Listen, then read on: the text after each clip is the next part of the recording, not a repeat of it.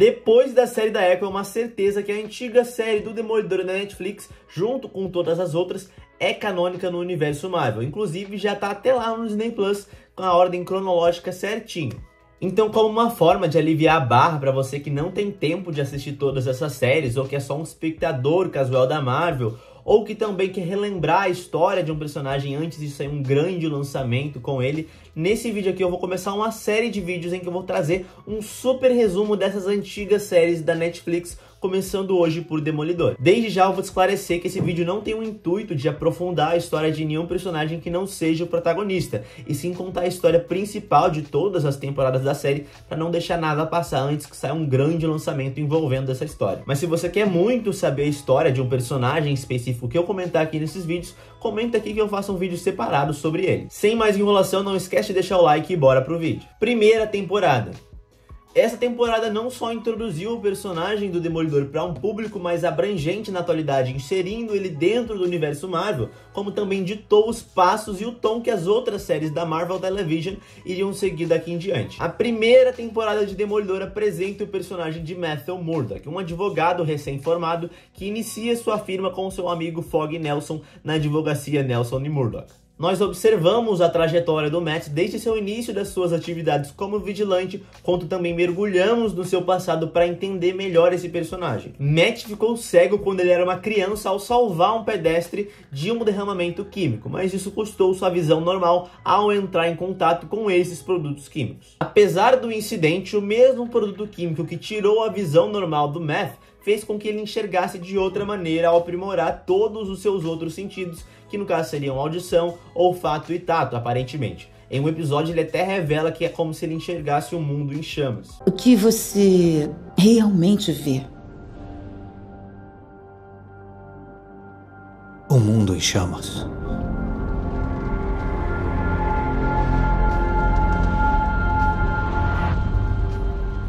O Matt, criança, tinha uma boa relação com o pai, que era lutador de boxe, mas um dia, quando o pai dele, Jack, decidiu vencer uma luta que ele foi pago para perder, para que o filho pudesse se orgulhar do pai pelo menos uma única vez, ele foi assassinado logo depois e Matt ficou teoricamente órfão por não conhecer a mãe dele.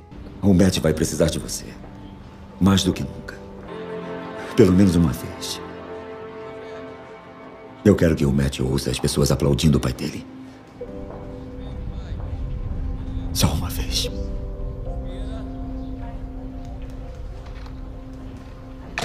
Nisso ele foi enviado a um convento católico em Hell's Kitchen, onde ele já morava, onde ele foi criado até a sua adolescência. No meio de sua trajetória, o Matt foi treinado por um cego idoso chamado Stick, que lhe ensinou a aprimorar o seu dom com todos os outros sentidos. Esse foi um resumo linear da infância do Matt contada na primeira temporada, mas isso na série é entregue de um jeito bem mais quebrado entre os episódios. Voltando para a vida do Matt Murdock como advogado no presente, ele e o seu amigo Fogg foram colocados no caminho de uma jovem mulher chamada Karen Page, que estava sendo acusada de assassinato, mas foi vítima de armação. Bem sumariamente, a Karen trabalhava para uma empresa chamada Union Allied, que era uma empresa de fachada subordinada ao Wilson Fisk, o rei do crime. O Fogg e o Matt investigam a empresa conforme a história se passa, e nisso eles vão descobrindo os podres e a corrupção dentro da empresa. O Fogg só como advogado e o Matt como advogado e vigilante. Detalhe que nesse momento o Matt, que é o Demolidor, só era chamado de Homem Mascarado e não Demolidor ou Demônio de Hell's Kitchen. A Karen com o tempo vira secretária / gerente administrativa desse escritório do Matt com o Fogg,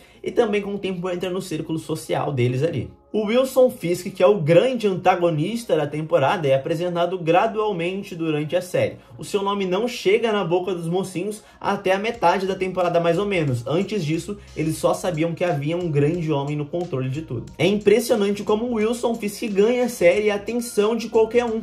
Cada cena com a presença dele é marcante, e isso se deve um pouco ao ator que interpreta ele, o Vincent D'Onofrio, mas também, claro, para os brilhantes roteiristas que colocaram todo esse teor de mistério bem construído ao redor do personagem. O Fisk teve uma infância difícil, porque ele tinha um pai fracassado na política, envolvido em agiotagem, e também espancava a mãe com frequência, e também tinha uma certa relação de abuso entre o pai Fisk e o filho Fisk. Um dia o Wilson assassinou o pai dele a sangue frio com um martelo, o que no momento parecia uma espécie de proteção à mãe, mas depois na série série ele revela que ele queria fazer aquilo, que ele fez por ele. O Fisk se apaixona pela Vanessa, uma mulher apaixonada por arte, e o seu lado emocional começa a atrapalhar os seus negócios como rei do crime quando ele passa a dividir as suas prioridades. No meio de tudo isso, os mocinhos começam a chegar perto de pegar o Fisk, apesar dos empecilhos no caminho e as consequências de tudo isso. Vale comentar também da morte de um personagem chamado Ben Urich, que é um jornalista que estava ajudando a Karen, o Matt e o Fogg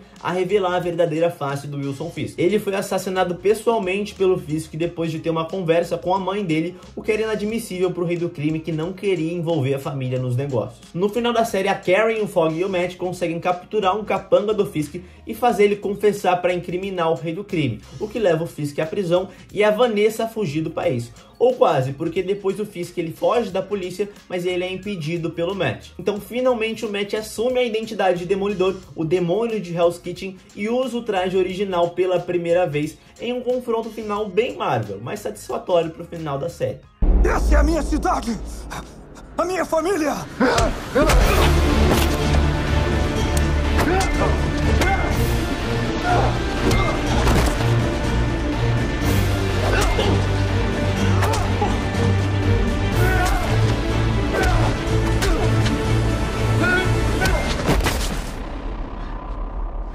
Detalhe que o Matt ele não mata o Fisk, porque ele é um católico ativo, né? Ele foi criado no convento e ele segue os dogmas dessa religião. O Fisk vai preso, o Matt e o Fogg abrem a sua advocacia do Nelson e Murdock, e tudo acaba bem para os protagonistas heróis. Alguns detalhes avulsos dessa primeira temporada, mas que são relevantes, é que o Fisk se envolveu com diversas outras máfias e organizações criminosas, como a máfia russa e a Yakuza, e policiais corrompidos. A Karen Page assassinou o braço direito e o amigo do Fisk, o James Wesley, mas não contou pra ninguém. E o Fogg descobriu a identidade do Matt no final da série, ficou irritado, mas retomou a relação depois de certo tempo. A Karen não sabe. A primeira temporada de Demolidor foi cheia de reviravoltas e a melhor da série. Prende a atenção e é angustiante ver como que toda vez que os protagonistas estão perto de pegar o Fisk, ele sempre faz uma jogada imprevisível e mantém o seu reinado. Nota 9 de 10 para a primeira temporada de Demolidor. Segunda temporada. A segunda temporada de Demolidor muda um pouco o tom da série, mas não é a essência. Tem seus vários pontos positivos, como o personagem do Justiceiro que é apresentado aqui, mas isso não impediu que a temporada fosse a pior das 3 da série. A trama dessa temporada são duas, na verdade, mas uma delas eu nem vou comentar muito aqui porque é bem chata. A primeira trama, que é a trama boa, é sobre o personagem do Justiceiro, que basicamente é um ex-militar chamado Frank Castle, que teve sua família assassinada pelo crime organizado na cidade e depois de um certo tempo passou a agir como vigilante. A história começa aí, com o Justiceiro punindo as outras máfias da cidade que tentaram assumir o controle depois que o Wilson Fisk deixou aquele vácuo enorme de poder. Mas o Justiceiro é um assassino, então isso coloca ele de lados opostos do Demolidor, que crucifica a morte. Com o passar da história e vários encontros e desencontros entre o Demolidor e o Justiceiro, o Demolidor captura o Justiceiro, que é entregue à polícia e posto em julgamento. Inclusive a gente tem uma cena muito emocionante com o John Bernthal atuando como Justiceiro aí. Unidunité Salamé Mingue. Eu li esse livro pra ela. Toda noite antes dessa merda eu lia pra ela, mas tinha acabado porque o papai tinha voltado. Ela olhou e me implorou. Ela implorou, vermelho. Ela implorou. Implorou. E eu disse... Eu disse não.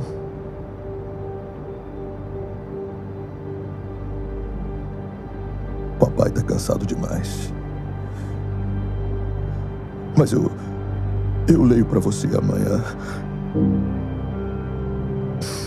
Eu leio pra você amanhã à noite, eu prometo. Mas acontece que pra ela não haveria amanhã, sabe?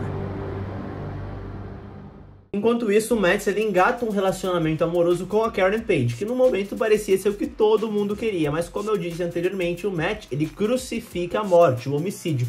E em um determinado momento a Karen comenta com ele que o que o Justiceiro faz não é tão errado, porque é um jeito eficaz de acabar com o mal. E daí começa a briga deles, que vai se estender durante a série inteira. Essa briga é ainda mais atenuada e o relacionamento é deixado de lado, esquecido literalmente, depois que chega a personagem da Elektra, a personagem mais chata de todas as temporadas de Demolidor. Mas antes de falar dela e de toda a trama que circula a personagem, é importante falar que durante toda a temporada também o Matt e o Fogg vão se afastando na medida em que o Fogg discorda com as atitudes de fora da lei do Matt como Demolidor, e o Matt também não gosta de ter que ficar se desculpando a todo momento e ser barrado em fazer o que ele acredita ser certo. Tudo isso culmina na separação do trio no final da temporada, mas principalmente pelo fato do Matt querer independência pra agir como Demolidor, mas também a Elektra que entra no meio que atrapalhando tudo. Basicamente, a Elektra e o Matt já se conheciam desde os tempos da faculdade. Eles inclusive namoraram no passado, mas esse mal que existia dentro da Elektra, esse desapreço à vida, separou os dois, mas isso não impediu que houvesse uma paixão ali que se estendeu por toda a temporada de Demolidor e também pelo visto na série dos Defensores da Netflix. No presente, a Elektra busca a ajuda do Matt para ajudá-la, inicialmente como advogado, mas sempre ela teve segundas intenções em pedir ajuda dele como Demolidor, porque ela já sabia que ele era o Demolidor, para resolver certos problemas pessoais com a Yakuza, a máfia japonesa. Acontece que a Elektra ela sabe lutar, pois ela foi treinada pelo mesmo treinador do Matt, o Stick, que em um dado momento revela que existe uma profecia em que alguns personagens estão envolvidos, como o Céu Negro, o Castro e o Tentáculo. Trazendo isso para o presente, o Tentáculo é um grupo de ninjas místicos e imortais, naquele tempo incorporados à Yakuza, que queriam o Céu Negro. O Céu Negro é o maior dos guerreiros com uma gigante sede de sangue. E o Castro é um treinador que prepararia lutadores para enfrentar o Tentáculo e impedir que eles colocassem as mãos no Céu Negro. No presente, o Castro é o Stick, que é um arrombado, mas ele é um bom personagem. Antes de dar conclusão a essa trama e voltando pro Justiceiro, Frank Castle seria julgado e representado pela Nelson de Murdock. A Karen Page ela desenvolveu uma certa empatia pelo personagem do Justiceiro, como eu disse antes, quem sabe ela até se apaixonou, mas isso foi bem curto e superficial. Uma das cenas icônicas e famosas da temporada é o julgamento do Frank Castle, o Justiceiro, que era supostamente para se assumir culpado pelos assassinatos, se arrepender, mas no tribunal ele se declara culpado de matar vagabundo nessa cena aí que vocês já devem ter visto. Pessoas que eu abati, que eu matei, eu quero que saiba que eu faria tudo de novo. Isso aqui é um circo, é uma farsa, uma encenação. Babaquice do quanto eu sou louco. Eu não sou louco, eu não sou louco. Ok? Eu sei o que eu fiz. Eu sei quem eu sou. E eu não preciso da ajuda de vocês. Eu estou em pleno juízo mental, e qualquer vagabundo, qualquer bandido, qualquer verme desgraçado que eu matei porque eu gosto! Eu mato vagabundo! Ordem! E eu gosto! Eu tô sentado aqui, meu dedo tá coçando pra matar vagabundo. E vocês acham que vão me mandar pro hospício? O médico vai me ajudar a parar de fazer o que eu quero? Isso não vai acontecer! Comigo não vai, não! Vocês estão me chamando de Punisher, não é isso? O malvado do Punisher! Mas eu tô aqui!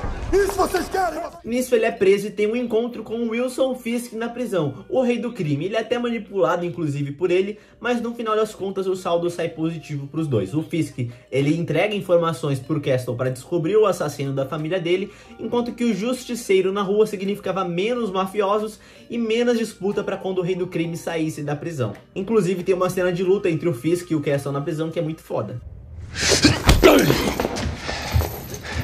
Então...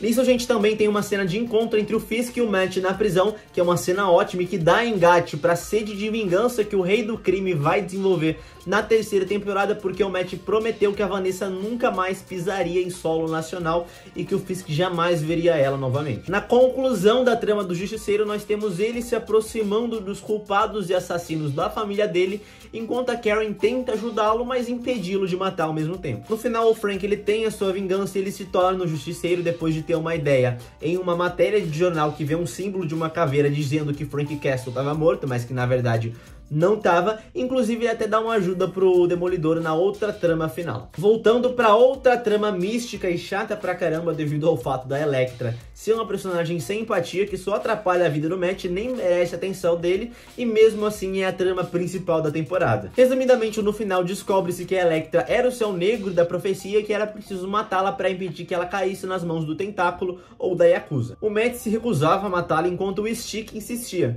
mas isso não adiantou de nada porque no final das contas contas ela é assassinada acidentalmente pelo próprio Tentáculo, porém ela é ressuscitada e trazida de volta lá para a série dos Defensores, que eu ainda não assisti, mas assim que eu assistir e terminar eu venho aqui trazer um vídeo para vocês. Detalhe importante é que no final da temporada o Matt ele revela sua identidade de Demolidor para Karen, e a temporada termina exatamente nessa cena, sem que a gente vesse a reação da Karen e o que aconteceria depois. Essa temporada é meio média na minha opinião, porque a gente vê o Matt se separando do trio no qual ele tinha muita química e dando mais atenção para Elektra, no qual ele não tinha química nenhuma. Mas a trama do Justiceiro é muito boa, o que aumenta um pouco a nota da temporada, e eu daria um 7 de 10 triscando e sendo meio bonzinho.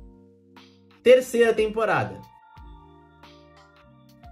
Aqui a gente tem uma melhora em relação à temporada passada, mas indo direto à história, aparentemente a gente tem a continuação de algo que aconteceu lá na série dos Defensores com o Matt Murdock. Pelo que eu entendi, o Tentáculo ressuscitou a Elektra em Defensores e o Matt seria supostamente morto depois de tentar salvar a Elektra e um prédio cair em cima dele. Mas ele não morreu, ficou com sequelas graves, perdeu os poderes por um tempo e ficou até desacreditado de Deus. Além disso, o Matt ele prefere não ser mais o Matt Murdock e só o Demolidor, porque ele acredita que essa vida dupla atrapalha o seu propósito e a sua fé também, porque matar seria o jeito mais eficaz de acabar com os vilões, além também dele estar passando por meio que uma depressão nesse momento por algo que aconteceu em Defensores. Durante esse tempo de recuperação, ele passa os seus dias na igreja em que ele foi criado com os cuidados do Padre Langston, um personagem que apareceu em todas as outras temporadas como se fosse um conselheiro do Matt, e também de uma freira chamada Meg. Nessa temporada nós temos uma trama bem amarrada, diferente da segunda. Basicamente, lembra que o Matt prometeu pro Fisk que ele nunca mais deixaria a Vanessa pisar em território nacional?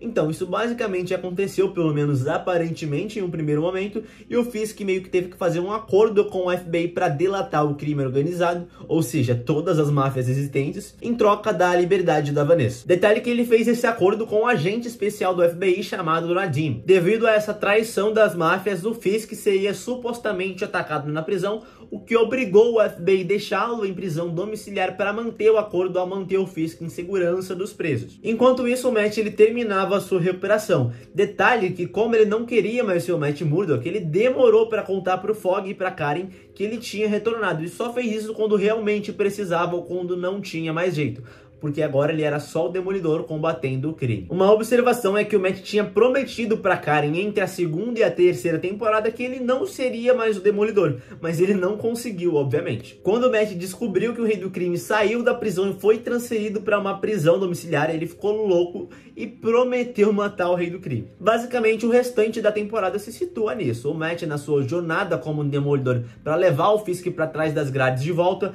o FBI sendo massacrado e insultado pela mídia por ter libertado o Rei do Crime, o Fogg e a Karen irritadíssimos com o Matt, mas dispostos a ajudá-la. Inclusive o Fogg ele virou um advogado bem renomado, conseguiu um emprego, uma casa boa, enquanto isso a Karen ela tá no seu trabalho como jornalista. Aí, caso eu não tenha comentado, obviamente a Nelson e Murdock fechou depois da briga e separação do Fogg com o Matt. Com o tempo a gente percebe como que o Fisk vai manipulando o FBI a seu favor, mas isso parece bastante sutil no começo, até que a gente descobre que ele tinha tudo planejado desde o momento em que ele pisou na prisão lá no final da primeira temporada. Então ele tá sempre 5 passos à frente de qualquer um, o que ainda é pior do que aconteceu na primeira temporada. Aqui ele tem literalmente todo mundo bem na palma da mão dele, é uma coação gigante que ele faz principalmente com o FBI. Ele com certeza é o grande destaque da temporada. Então rola investigação atrás de investigação por parte do Matt, da Karen e do Fogg, que acabam trabalhando juntos devido a terem um objetivo em comum, mas eles têm bastante divergências entre si, principalmente nos métodos para acabar com o Fisk. O Matt ele age como o Demolidor sempre, ele é apenas o Matt Murdock quando é extremamente necessário para pegar o Fisk, mas ainda assim ele não usa o traje do Demolidor, o original da segunda temporada, em nenhum momento da série inteira. Ele fica usando aquele traje de mascarado lá da primeira temporada porque ele diz que superou o que o traje significava, mas ainda assim é bem triste não ver o personagem com um traje clássico a temporada inteira. Até porque esse negócio de símbolo não é uma desculpa, o traje da segunda temporada protege muito mais ele do que aquela roupa qualquer. No meio de toda essa perseguição do trio ao Fisk, a gente tem quase que um vilão secundário, que é o agente Ben Poindexter, ou Dex, que é um mercenário nos quadrinhos, mas aqui ele é um personagem bem diferente, apesar de possuir certas semelhanças, como o fato dele ser um louco total, um psicopata. Além da psicopatia, ele tem alguns outros transtornos mentais desde criança, o que facilita ele ser manipulado pelo Fisk, que inclusive pede para ele vestir o traje do Demolidor e jogar o símbolo do Demolidor contra a mídia. E detalhe que no meio disso tudo, o Fisk ele já sabia que o Matt Murdock era o Demolidor. Na temporada a gente também aprofunda a história da personagem da Karen Page, que tem um episódio só pra ela, falando da relação dela com a família e com o irmão, que ela era uma drogada e viciada, mas isso é bem irrelevante pra trama geral da série. O Fogg ele usa o seu poder como advogado renomado para concorrer à promotoria da cidade e denunciar em uma escala maior o que está acontecendo com o Fisk enquanto ele descobre os seus poderes. Em um desfecho final da série, o Nadine, que é aquele agente que fez o acordo para liberar o Fisk, ele acaba caindo nas mãos do Fisk também, mas depois de certo tempo ele consegue segurança o suficiente para depor e incriminar o Fisk. Só que isso não dá certo e ele acaba sendo assassinado. Porém, de novo, ele deixou um vídeo gravado para incriminar o Fisk, que é o motivo que acaba prendendo ele no final das contas. Nisso, o Matt ele consegue revelar para o mercenário o Dex de que ele estava sendo manipulado pelo Fisk e convencê-lo disso depois de mostrar que o Fisk assassinou um ente próximo dele. O que não é bom nem ruim, porque o mercenário ele é louco, ele não é bom nem mal. Ele mata quem ele acha conveniente naquele momento, quem ele acredita ter feito mal para ele ou não. Então o final da série culmina num confronto entre o Fisk, o mercenário, o Matt e até a Vanessa, que conseguiu voltar para casa anteriormente, assumiu uma posição importante no reinado do Fisk e se casou com ele. Nesse confronto, o Matt sai vitorioso, mas não mata o Fisk depois de um pedido de clemência da Vanessa. Nisso, o Fisk ele faz um acordo com o Matt de que a Vanessa ficaria segura se ele realmente permanecesse na prisão dessa vez, o que acontece e ele é preso de novo. Agora, como que ele foi solto para essa inserção no universo Marvel que aconteceu recentemente, a gente não sabe. O mercenário ficou paralisado depois do combate e o Matt voltou para os seus amigos. O final dessa temporada tem o melhor desfecho das três. O Matt, o Fogg e a Karen abrem de novo a advocacia, se chamando Nelson, Murdock e Page. O rei do crime é preso e tudo parece muito bem. Mas aparentemente o mercenário voltaria como vilão da quarta temporada depois de ter a coluna restaurada em uma cirurgia. O que eu duvido muito que vai acontecer na nova série do Demolidor feita pela Marvel Disney. Essa temporada ela é boa, só que ela tem muitas pontas soltas e a repetição de vários elementos, como o próprio vilão, que já foi o vilão da primeira temporada. Então eu coloco ela ali num 8 de 10 e em segundo lugar do pódio das 3 temporadas de Demolidor. Bom pessoal, o vídeo foi esse, pode ter parecido um pouco longo demais, mas eu literalmente condensei 40 episódios em um vídeo de pouco mais de 20 minutos, eu imagino. Mas se vocês preferirem outro formato, quem sabe um resumo por temporada para não ficar muito cansativo, é só pedir que eu faço. O próximo resumo provavelmente vai ser sobre Jessica Jones, mas eu vou demorar para lançar depois desse. Deixa sua inscrição no canal para não perder os próximos vídeos, comenta o que você achou, alguma sugestão de melhora e a gente se vê no próximo vídeo aqui no canal. Até mais!